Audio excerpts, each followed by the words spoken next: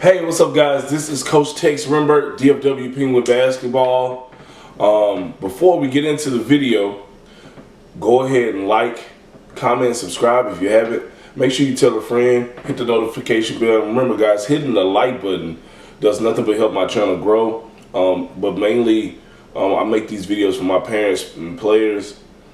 And maybe even other coaches that come and visit my website, and you may be able to get something out of it. Now, most of the videos that I have may be common knowledge to you, but the fact that I am reiterating it to you from another person's standpoint or point of view may help you out a little bit more, or help you understand things a little bit more than you already know. And some of this stuff may be totally new to you and make you think about it the next time that you're in this situation. But guys, today we're going to talk about referees, okay?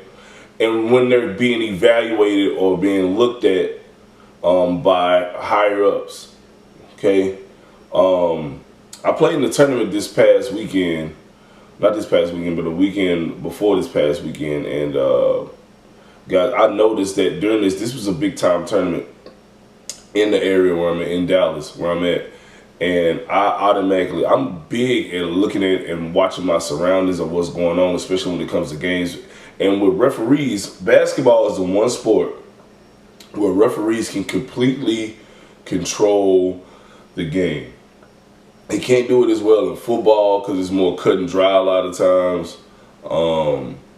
In soccer,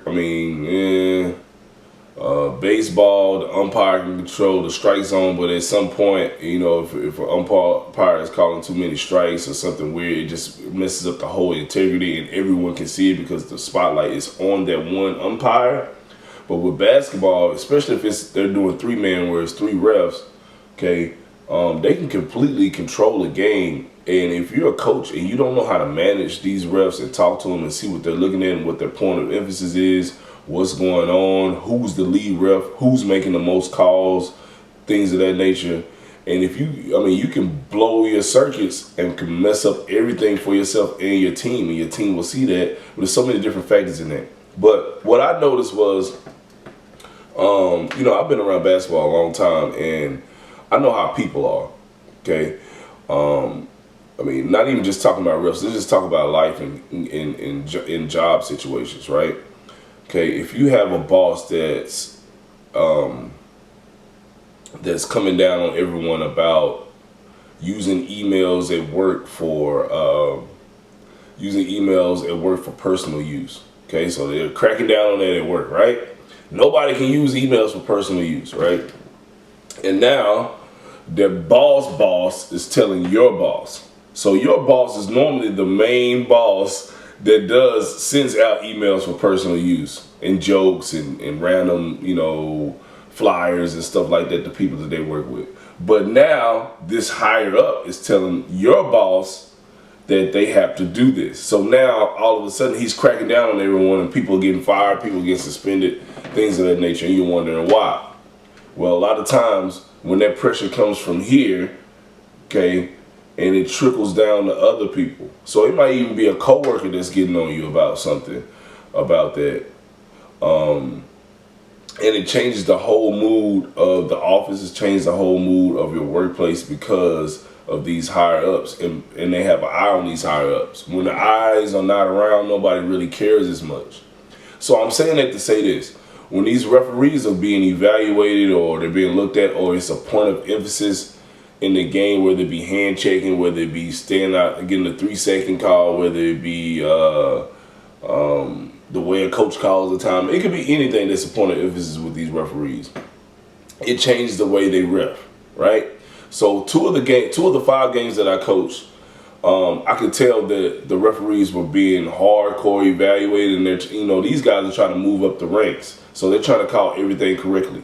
So luckily, the evaluators were sitting right next to my bench, so I would make comments to the refs and comments to my players like, hey, these refs are being evaluated, they're calling the game tight, you can be more aggressive on offense, but you got to watch your hands on defense, right?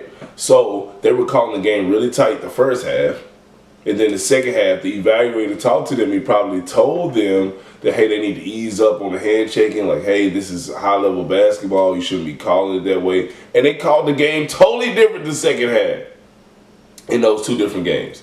And it was just weird. The other three games, the evaluators weren't around, and they called the game like regular. So I'm going to give you 5 quick tips on what to do when you notice that a ref is calling the game really tight, or they're getting evaluated, or someone is watching them because they called the game totally different. Okay? Now, this is mainly talking about youth sports, high-end AAU, stuff like that. Now, some of you coaches that are out there, and even some of you parents, don't even recognize what's going on. Okay? You're just out there like, oh man, the refs are calling everything. It's a reason why. Okay, even if the evaluators aren't around, someone told them to call the game tighter. One of the games, the last game that we had, what's so funny about this one, before I get into the tips, there was a huge fight before the game, and they had to call the game off. I know what's going on, right? I know what's going to happen the next game. So the refs probably let the game get out of hand physically by not calling anything. Guess what they're going to do with the next game in line that they have to referee? They're calling it tight. So I mean, the one time the kid tapped him on the wrist, boop, and the referee gave him a technical. No, I'm joking. But that first half, it was brutal. Okay, we're playing man to man. They're calling every little thing. If your screen wasn't correct, they're calling you for that. I mean, it was nuts, right? But I'm gonna give them to 5 things real quick. Now, number 1, okay. When you see stuff, you have to know what's going on. You have to recognize what's going on. See what's going on with the refs. Just like with me, I knew with that last game that I coached in this tournament. I saw them fighting when I walked in the gym. They called the game. I asked people what was going on, so I already knew. After I saw the game, I saw the refs go over to the evaluators and they were talking. I knew that they wouldn't call the first half of this game tight because of what happened beforehand.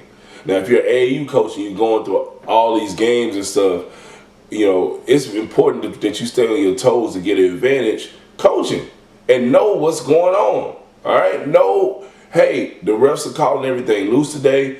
Hey, the games in this tournament are running 30 minutes behind. Guess what the refs are going to do? They're not going to call too much. Okay? A fight just broke out in the game before. They're going to call everything tight. A coach just got thrown out the game before you're mouthing off at the ref. They're going to get on you as well to make a point, or they may be totally lenient. Okay, but you have to recognize what's going on and be aware of your surroundings. Number 2, you have to make adjustments with your players mentally, whether it be talking to them, pulling them over to the side in between free throws, let them know, hey, the refs are calling the game tight. You might want to go be a little bit more aggressive on offense and be a little bit watch your hands and stuff on defense.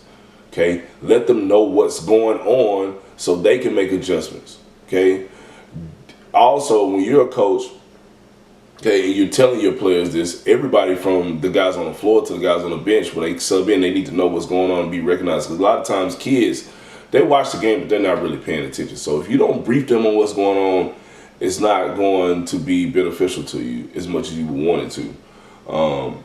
And you have to get in their head and let them know, like, hey, you know, this normal play where Bobby plays good defense and cuts the guy off and he's getting called for a foul on it. Okay, you as a teammate, you got to be either there to help, or also you can't get upset with them if they're sending guys to the line or whatever, or go ahead and fouling the guy hard instead of bumping him. Because sometimes when you're playing and a guy's going in for a layup and you got a feeling that you're going to bump the guy or something on the play, you don't want him to go ahead and get a layup and get a 2-shot foul out of it, or go ahead and get an and one because you slightly bumped him and the ref is calling it tight and he called it. So he went ahead and just clobbered the guy so he wouldn't get the shot off. So you as a teammate, you can't get upset with him and thinking it's a bonehead play when actually coach just told us that they're calling it tight. So he's thinking, hey, the ref is probably going to call this little bump that I made. I might as well stop him from getting the shot off so he don't get an N1. Things of that nature.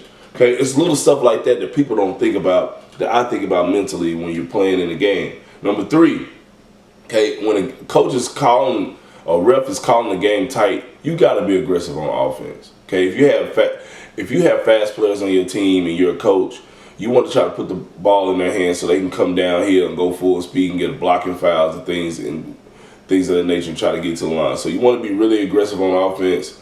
Defense, you kind of want to figure that out. Number 4. Now, this can be a little weird, a little tricky. If you know that a ref is calling the game or refs are calling the game really tight, you can do one or two things. You can automatically go into a press. What does that do? Okay, when you go into a press, it can go one or two ways. The ref can call it tight, every little thing, which a lot of times after a certain amount of fouls, the ref is going to let some of this stuff go if you're pressing because they can't call every little bump.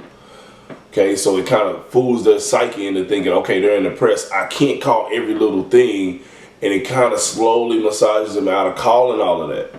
Or they can keep up with it and keep calling every little thing. So you, as a coach, you would have to try it out for a couple of possessions to see what the refs do.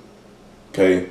If you get them to call out of 6 possessions of you pressing and they call a foul on 3 or they call a foul on 2, okay, you're winning. Now, if they call a foul on 5 or 6 of those pressing possessions, then you may want to get out of it.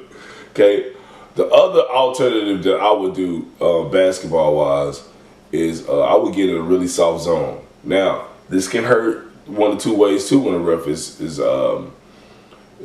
calling the game tight. Okay, if you're playing against a team that's aggressive and you're sitting and you're backing up, you get a lot of blocking fouls. Your players will get a lot of blocking fouls from backing up. But if you're playing a team that's and you're in a soft zone, sometimes if they're a shooting team, they will shoot a lot of those shots instead of driving, which if they're missing shots, it's helping you out. But the key thing to these four points so far is just knowing what's going on and making adjustments. Okay, the number 5 thing, and the last thing we want to cover here is when the refs do make a change on the way they're making calls in the game, you have to make adjustments again. Okay, and what I mean by that, so for example, is one of those 2 games, or 2 of those 5 games that I coached this past weekend. They were calling the game tight the first half, and in the second half it was a totally different game. They started letting them play loose. They started letting them bump each other a little bit more, and things of that nature. And a lot of times when you're a kid or you're a player, period, sometimes you don't have that natural knack to recognize what's going on, and you're just out there playing. You don't recognize that they're calling a little bit more loose and things of that nature. You just think you're playing and things are just happening a certain way. But as a coach, I think it's really important to let your guys know what's going on and let them know that the refs are making adjustments. You know, the crazy thing about what I did, I told them, hey, you know, I kind of recognized what was going on. I said, hey, you know, those referees are going and talking to the evaluators, and I'm pretty sure they know that they were calling the game too tight, so they're going to make adjustments just to be ready for it. So when it actually occurred in the second half, I just kind of said, you know, pull the guys to the side during the free throws, like, hey, you know, this is what's happening. This is what I told you was going to happen at halftime, and here it is. Now you got to make adjustments. So by you telling your players that sometimes you get an advantage over the other team because they're still playing the same way they were the first half when things were tight. So they might be not being as aggressive on defense still, and you can use that to your advantage and be a little bit more rough or on defense on your end, or also just recognize what's going on. Making adjustments is very important in basketball, in any sport, especially when it's needed. And like I said before, in basketball is one of those sports where a referee or a group of referees can totally control the game. So just knowing what's going on with the referees, what's the point of emphasis, things like that, how they're calling the game, and letting your players know what's going on, and also developing it to the point where they recognize and they can tell you. That's really, really important. So when you get your players to that point to where they're thinking exactly like you, and you recognize it, they recognize it, and they can make adjustments within themselves, and you can also help them out and tell them, that's even better. But guys, that is pretty much it. If you have any questions or comments about this video, feel free to contact me. And that is pretty much it. I'll see you guys later.